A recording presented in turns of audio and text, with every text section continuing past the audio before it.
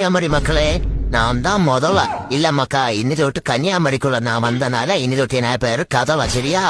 ஆனா உண்மையில மக்கா, இடம் என்ன சூப்பரா இருக்கு, சுத்தி பார்த்தாச்சு. ஆனா என்ன, நீங்க இந்த ஆடு மாடு கோழியோ ஒண்ணுமே ஏன் ஆற்றுல ஒண்ணு மேல விட மாட்டேன்? ஆற்று சைடுல ஒண்ணு நான் அது ஒண்ணும் தான் நல்ல பசி மக்கா. உங்க வீட்டுல வந்து உருப்படி சோறு தர மாட்டேடா நீங்க, எனக்கு தெரியவே இல்ல மக்கா. வரட்டா?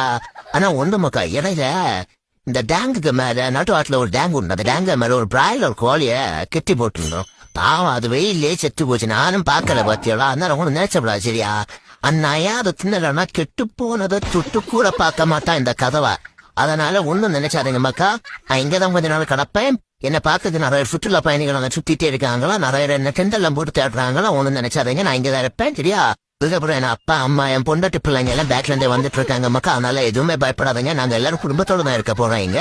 அதுக்கப்புறம் எனக்கு ரொம்ப அடிக்கடி பசிக்குது மக்கா. அதனால உங்க ஏரியால இருந்து குடுப்படுத்த பயிலுங்க சுத்தின்னு இருப்பானுல, அந்த பயில கொண்டு வந்து வார அக்கறையில இருந்து இக்கரை நீந்திட்டு வருவாங்க. ரெண்டு கூட்டிட்டு வாங்க, கூட்டிட்டு வந்து என்ன கூட நீந்த விடுங்க. நானும் அவங்க கொஞ்சம் நீந்திட்டு அவங்க குடுப்பை மட்டும் கொஞ்சம் எடுத்துட்டு விடுவேன், சரியா மக்கா? அதனால யாரும் பயப்படக்கூடாது, சரியா? இனி இந்த ஆட்டுக்கு இந்த கதவை தான் பாதுகாவலன்.